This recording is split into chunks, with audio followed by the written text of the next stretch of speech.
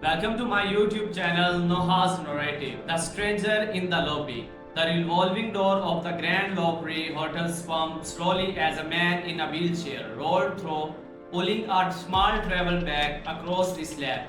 The lobby was buzzing with life. Guests in trailcoats moved between the marble column, bellboys wished clouds across polished floors. Crystal candlelights throw soft golden lights across every surface. It was the kind of place that made people feel like they had arrived somewhere important. The man in the wheelchair paused near the entrance, talking it all in quietly. His name was Victor Hale. Though nobody in the building knew that, they certainly did not know how he owned the entire hotel chain.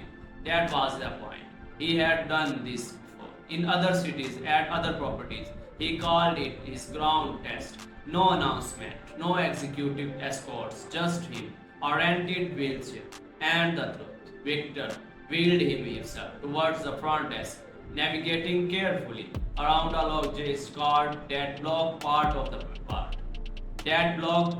the path. Nobody moved it for him. Nobody even noticed. He reached the desk and waited. A young woman appeared from the back office, still tucking a notepad under her arm. She had a small name budget that read Priya, and the kind of tried but genuinely smile that comes from actually caring about a job rather than just performing it. Good evening, welcome to the Grand Ivory, she said, sitting her notepad down and giving him her full attention. How can I help you tonight? I need a room. Victor said, just for tonight. Wheelchair accessible if it possible. I should mention I do not have a reservation. Priya did not flinch. She did not glance at the check. She did not glance at the queue, forming behind him or check her watch. She simply pulled up the screen and began looking. Let me see what we have, she said, her eyes moving carefully across the booking system. A few seconds passed. Victor watched her face. It was a habit he had developed over years of uncovered busy faces told the real story. Okay, so here is the situation, Priya said, turning slightly toward him with an honest experience. Turning slightly towards him with an honest expression. Our fully accessible rooms are booked for tonight. We have one room available, but it does not have all the accessibility feature. I want to be upfront with you about that. Victor, what does it have? Victor asked. A wide doorway, a large bathroom through the guard walls, and only one side. The bed is adjustable. It is not perfect, but it might work depending on what you need most. I can show you the photos right now if that helps. She turned the monitor slightly so he could see. Victor leaned it toward and studied the screen. She did not rush him. What happens tomorrow? He asked. We have a full accessible suite opening up. If you look like I can hold it for you right now and made sure you moved over first thing in the morning. No extra charge for the transfer. Victor looked at her. You would do that. Of course, she said, as if it were the most natural thing in the world. And honestly, if tonight's room does not feel right after you see it, I can call a few nearby hotels. I know which ones have good accessible facilities. I do not want you to be uncomfortable. Victor sat with that for a moment. He had visited 11 hotels in the past 2 years doing exactly this. Most front desk staff had been polite but detached. A few had been quietly dismissive. One had told him to come back another way. Priya was different. She was not performing kindness, she was simply being kind. Could I possibly see the room before I decide? He asked. Absolutely, she said. She came around the desk without hesitation and gestured toward the elevator. I will talk you to up myself. They moved together through the lobby. Victor noticed the slight ramp near the elevator that someone had recently placed there. The elevator button was at the lower right, then up usual. Did the hotel make this change recently? He asked. Priya smiled. I actually put in a request for a button height about 3 months ago. Facilities finally got around it to last week. Victor said nothing. He simply noticed it. The room was on the 4th floor. Priya opened the door and stepped aside so he could enter first, giving him space to move and look without anyone hovering over him. She pointed out the future calmly, mentioned the things they were missing and waited. It will work for tonight. Vector said, I am really glad. She said, I will have everything arranged for tomorrow morning. And please, if anything all that comes up tonight, all the front desk directly ask and for me. I will leave a note for the night teams as well. Victor thanked her and she left quietly, closing the door behind her without a single unnecessary word. He sat alone in the room for a long moment, then he reached into his coat pocket and looked out a small notebook and wrote her one name, Priya Nolan. He underlined it. The manager told her the following morning arrived, wrapped in a pale winter light. The Grand Ivory Hotel was already humming with a rhythm of checkout queues, breakfast trays, and rolling suitcases. Victor had slept reasonably well. The room had worked fine, just as he said it would. He had spent part of the night reviewing notes from previous visit and part of it simply sitting by the window, watching the city's breathe below him. He wheeled him back down to the lobby just before 9 in the morning, expecting to find Priya and confirm the room transfer. She had promised. She was already at the front desk, speaking quietly with a colleague. When she was his approaching, she straightened and offered a warm smile. Good morning, she said. I was actually just preparing everything for your move. The accessible suite in already. I had housekeeping priorities. It was first thing. That is impressive, Vector said. You remember? I left myself 3 reminders, she admitted, and there was something refreshing honest about the way she said it. No boastful, not performing efficiency, just telling the truth. She began printing the new room key and explaining the small difference between the 2 rooms when a door behind the front desk swung open. A tall man in a charcoal suit walked out with the particular energy of someone who considered every room his own personal stage. His hair was combed with military precision. His shoes reflected the lobby tightly. His name badge Great Gordon Steele, hotel manager. He glanced at Victor once, then looked at Priya. What is happening here? He asked. Good morning, Mr. Steele. Priya said steadily. This guest is checking out of room 412 and moving out to the accessible suite on the 6th floor as arranged last night.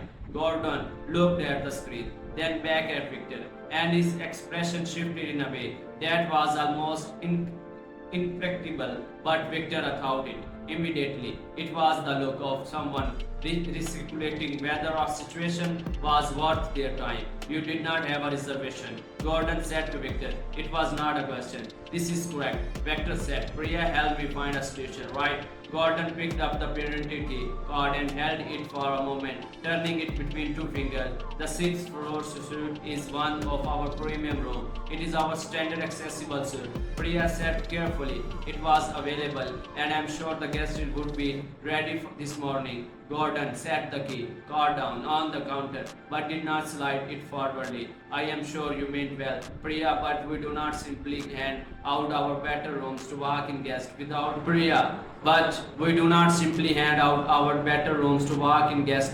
proper visiting. We have a process. The room was available, Priya said again, her voice remaining calm, but carrying a quiet firmness. Breathe it, and we made a commitment. Gordon turned to her family now, and his tone dropped in the way that managers sometimes do when they wanted to remind someone of the distance between their position. I appreciate your enthusiasm, but this is not your call to make. I run this floor and I run this desk. When I am in this building, decisions like this come through me. Victor said nothing. He watched Gordon turn back to him with a smile that had no warmth. Sir, I understand you were helped last night, and I am glad the hotel could accommodate you. However, the suite on the 6th floor is reserved for guests with confirmed booking and loyalty status. I am sure you understand. This is not booking order, Priya said quietly. I checked before. I made the offer. Gordon ignored her entirely. What I can offer you in an extended stay in your current room, same rate, or if you have somewhere else to be, I can have a bellboy assist you with out. Victor looked at Gordon steadily. The room I was in last night does not have the accessibility features I need for more than one night. Your staff member understand that and made a reasonable arrangement, and I respect that. She tried to help, Gordon said, but not every arrangement made this big. This desk is necessary, correct? We have standard here. The Grand Ivory is a particular kind of hotel. We do not operate as a walk-in shelter. The word hung in the air between them like smoke. Priya just tightened slightly. A younger colleague behind her pretended to organize brochures. Victor said nothing for a moment. He simply looked at Gordon, what he steadily patient of someone who was been in enough bedrooms to know when a person just revealed their entire character in a single sentence. I say, Victor said finally. I'm sorry if that sound blunt, Gordon continued, smoothing his label. But running these hotels means making difficult decisions. Not every guest situation can be managed the way junior staff sometimes imagine. He glanced at Priya as he said it. The message was clear. She looked straight ahead. Priya, Gordon said without looking at her now, process this gentleman check out. Standard rate for last night. Offer him a list of nearby hotels if he needs one. Mr. Steely, Priya said he has no mobility needs. Standing him out without arranging proper accommodation is not something I feel comfortable doing. Gordon turned to her slowly. I beg your pardon. I made him a promise last night on behalf of his estate. She said, I would like to honor it. The silence that followed was the kind that fills a room from corner to corner. Two other guests near the concise desk glanced over. A bellboy near the entrance door suddenly found something fascinating on the ceiling. Step into my office, Gordon said to Priya quietly. Now, Priya looked at veterans. There was no fear in her expression, only something steady and a little sad. She followed Gordon through the door behind the desk, and it swung shut behind them. Victor sat alone at the front desk. The lobby continued around him, indifferent and gleaming. Or reached into his coat pocket and took out the small notebook again. He opened it to the page with Priya's name. He wrote more than name below it, Gordon Steele. He did not underline it. The moment everything changed. The door behind the front desk opened after several minutes. Priya walked out first. Her posture was straight and her expression was composed. But Victor noticed the slight tension around her eyes that comes from holding yourself together in a room where someone has tried to make you feel small. Gordon followed him behind her, adjusting his cuffs with the satisfaction air of man who believed he had just restored order to his kingdom. Priya returned to the desk without a word. She pulled up the checkout screen and began processing it slowly, as if each keystroke was a small act of quiet resistance. Gordon stationed himself nearby, arms loosely folded, watching Victor wheeled himself slightly closer to the desk. Priya, he said gently, before we continue, could you do something for me? She looked up. Could you call whoever in charge of entire property, not the floor manager, the person at very top of this building? Gordon let out a short breath that was almost aloud. Sir, I am the person in charge of this property. There is no one above me in this building today. Then I would like the contact number of the regional director, Victor said calmly. Gordon expression shifting. That is not something we provide the guest on request. If you have a complaint, there is a formal process. Priya can give you a feedback card. Victor reached into the inner pocket of his jacket. He retrieved a slim leather wallet and from it to remove a single card. He placed it flat on the desk in front of Priya and slid it towards her. He looked down at her face changed. The card was simple, cream colored with clean black lettering. It read Victor Hale, Chief Executive Officer, Hale Hospitality Group. Below his name was logo of the pretend company that owned the Grand Ivory Hotel chain, along with four other luxury brands across 9 countries. Priya looked at Victor, her mouth opened slightly and then closed again. Gordon uncrossed his arm. I have been visiting properties across this group for the past 2 years, Victor said, his voice remaining even unhurried. I do it without announcement because announcement visits tells me nothing useful. I need to see how guests are actually treated, particularly guests who might be easier to dismiss than others. He paused and looked directly at Gordon. Yesterday evening, I arrived at this hotel in a wheelchair with no reservation and a genuine need for accessible more accommodation. What I experienced in the last hour that followed told me a great deal about how this property is being managed. Gordon's face had gone through several colors and had settled on something close to grey. Mr. Hale, I had absolutely no idea. If I had known who you are, I would never have. I know, Victor said simply. That is precisely the problem. He returned slightly in the wheelchair so he could address both of them without raising his voice. A few guests nearby had grown quiet. A bellboy near the elevator had stopped pretending to check his phone. Priya, Victor said, from the moment I arrived, you treated me with a genuine care. You were honest about what was available. You offered practical solution. You made a commitment and you vowed to keep it in this morning even when it costs you something personally. That is not just good to customer service. That is integrity. And in my experience, integrity at the front desk of a hotel is rarer than people imagine. Priya shook her head slightly, as if she was not sure she was hearing correctly. I was just doing what felt right, she said quietly. That is exactly what makes it meaningful, Victor said. He returned to Gordon. The warmth in his voice did not disappear, but something beneath it became very clear. Gordon, I listened to the way you spoke to this guest, and this morning I listened to the reason you chose and the word you chose. You used the phrase walk in shelter when referring to guests who need accessible accommodation. You dismissed a staff member who was doing her job with more grace than most managers I have met, and you made a decision based on not on hotel policy but on your personal comfort with the situation. Gordon straightened. Mr. Hale, in my defense, I was trying to protect the hotel standards. We have a reputation to maintain, and I take the responsibility seriously. Standards? Victor said, and let the word sit for a moment.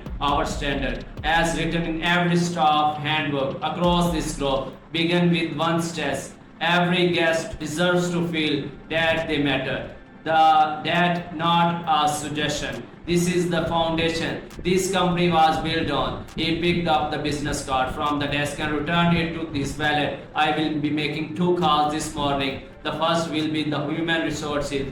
Gordon, your position as manager of this property is terminated. Effective today, you will be assisted through the formal exit process and treated with full professional respect, which is more than you extended to the guest standing in front of you. Gordon opened his mouth. Nothing came out. The second call, Victor continued, will be the regional director of operation. I am recommending that Priya Nolan be considered for an accelerated management track, beginning with the senior guest registration roles as a managing meaningful salary adjustment. The details will be confirmed in writing by the end of this week. The lobby had gone almost completely still. Even the candle light seemed to hold its breath. Priya pressed her hand first against the desk as if she needed something solid beneath her. Mr. Hale, I genuinely do not know what to say. You do not need to say anything, Victor said. You already said everything that mattered last night